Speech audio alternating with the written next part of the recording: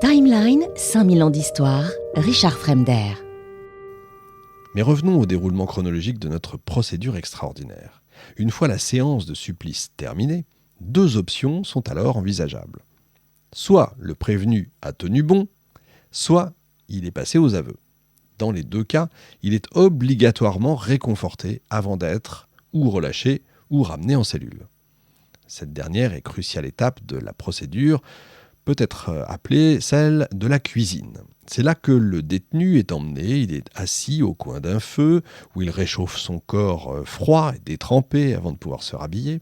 C'est un moment essentiel puisque très affaibli, le patient a des chances de mourir, enfin des chances entre guillemets, de mourir d'hypothermie ou de séquelles directes des supplices qu'il vient de subir. Le réconfort de la cuisine est alors un moyen pour les tortionnaires de s'assurer de la survie de leur victime, comme encore une fois le préconise le droit romain. Par ailleurs, il n'y a pas de meilleur moment que celui-ci pour demander au prévenu de réitérer les aveux sortis pendant la séance de torture. C'est comme le bon flic et le mauvais flic, c'est un peu ça l'idée. L'aveu doit en effet être obtenu, encore une fois, de façon volontaire, afin d'être considéré valide par la cour. Impossible donc de se contenter des dires d'un homme sous la question. Une fois sa déclaration confirmée pendant le réconfort, il doit de nouveau les exprimer lors de son jugement le lendemain. Seul ce dernier aveu a une valeur judiciaire certaine et indiscutable. Il s'agit là d'une manière pour les médiévaux de contourner les limites de la torture en s'assurant que les informations soutirées au suspect ne sont pas le seul résultat, encore une fois, de la pression qu'il a endurée. Tu parles. Évidemment, c'est une solution relative, vous avez compris, parce qu'un prévenu qui nie ses aveux une fois, arrivé en cuisine ou à son jugement, est immédiatement renvoyé à un tortionnaire, donc vous imaginez bien qu'il n'a aucune raison de revenir sur ce qu'il a dit. Bref, tout ça pour dire que la torture est un véritable rituel. Et le terme est ici extrêmement important. Je l'utilise à bon escient, puisqu'un rituel implique une mise à distance du barbare, de l'excès, de la sauvagerie, du sadisme, même si c'est un néologisme ici, mais c'est le mot qu'on utilise nous, qui pourrait surgir d'un procédé non encadré. Pour éviter de tels débordements, le protocole que suit une séance de torture, la discipline, et rend service, on va dire, aux 2 parties. J'aime pas l'idée de rendre service aux 2 parties, mais bon, il n'y a pas d'autre façon de le dire. D'un côté, l'accusé évite la mort, de l'autre, si vous voulez, le juge obtient des aveux crédibles et se dédouane du péché de faire souffrir son prochain.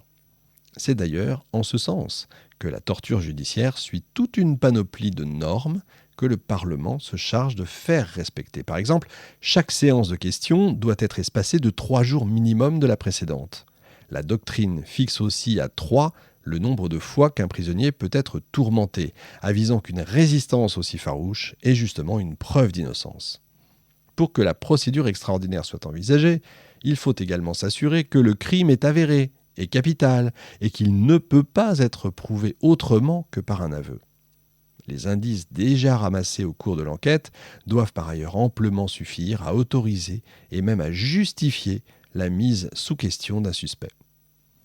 Donc, en règle générale, le Parlement se charge de surveiller les juges pour parer tout éventuel excès ou abus. Il est déjà arrivé, par exemple, qu'un détenu soit torturé 17 fois au lieu des 3 réglementaires. Fait pourtant difficilement réprimandable, puisqu'il est compliqué quand même d'estimer si une séance est terminée ou non, notamment dans le cas d'une gradation, la fameuse gradation des tourments. Est-ce qu'il y a alors réitération ou simple continuation ? C'est une question que les parlementaires ont du mal à résoudre et que nous trouvons évidemment dans les textes. De toute façon, le Parlement lui-même se permet certains écarts aussi par rapport à la norme, ou plus exactement font valoir les intérêts du roi avant toute autre chose, dans une logique d'égalité de tout individu face à la justice royale. On a l'égalité qu'on veut quand on veut. Pour comprendre ça, il faut étudier les classes sociales les plus touchées par la procédure extraordinaire. Dans le prolongement du droit romain, il existe des distinctions très nettes, effectivement, entre les citoyens en fonction... Alors, citoyens, non. Je dis citoyens, mais on va dire les gens, on dirait le tiers-état un peu plus tard, hein. Vous avez compris, donc pas les nobles et pas les gens du clergé, donc en fonction de leur sexe, de leur âge et de leur catégorie sociale. Au début du XIVe siècle, alors que la dépression économique frappe aux portes du royaume français, la population la plus pauvre se fait doucement évincer de l'échiquier social. Elle est marginalisée de force, elle rejoint le rang des vagabonds et des étrangers dont les institutions se méfient énormément. Et dans une société où prime l'appartenance à une communauté, eh bien, le nouveau venu est en effet souvent considéré comme un criminel en puissance à qui on ne peut pas faire confiance. C'est le fameux étranger dont je vous parlais tout à l'heure dans l'Antiquité.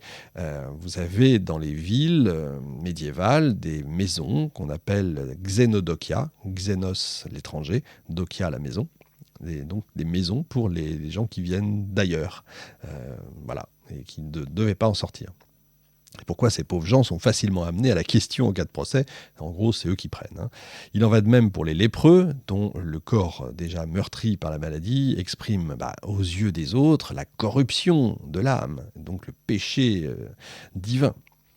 La symbolique est d'ailleurs double, puisque la lèpre est autant envisagée comme un châtiment que comme une épreuve salvatrice, rejoignant ainsi le concept de la torture judiciaire. Et oui, vous êtes mis à l'épreuve quotidiennement. Ah oui, et au cas où vous le demandiez, les tortionnaires utilisent des crocs pour questionner les lépreux à distance et éviter la propagation de la maladie. Ils ne les touchent pas à la main, bien entendu.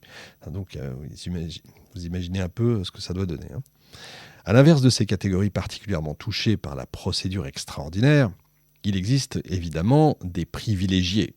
Parmi eux, on compte sans grande surprise les élites urbaines, les officiers militaires et certains consuls comme ceux de Rodez, exemptés de torture en 1370 pour avoir été une des premières villes à se révolter contre les Anglais.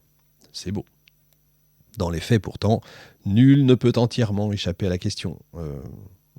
Ça va dépendre. Les nobles ne possèdent en leur faveur que la bonne renommée qui est attachée à leur statut, ce qui n'est pour autant pas suffisant face aux intérêts de l'État. Ils essaient tout de même régulièrement d'éviter la procédure extraordinaire en invoquant ce qu'on appelle les honestiores du droit romain, c'est-à-dire les privilèges de l'époque. Sauf qu'ils oublient que l'Empire romain tardif avait déjà pris ses distances avec ce statut. La justice médiévale suit donc parfaitement le droit romain dans le sens où elle est arrivée à faire de la soumission à la torture la règle et de l'immunité l'exception. Je recommence la phrase parce qu'elle est importante. La justice médiévale est arrivée à faire de la soumission à la torture la règle et de l'immunité l'exception.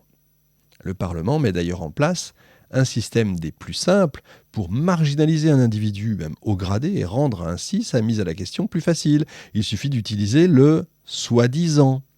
Un tel est soi-disant lieutenant, ou un tel est soi-disant noble, et il n'en faut pas plus pour discréditer les officiers habituellement très respectés.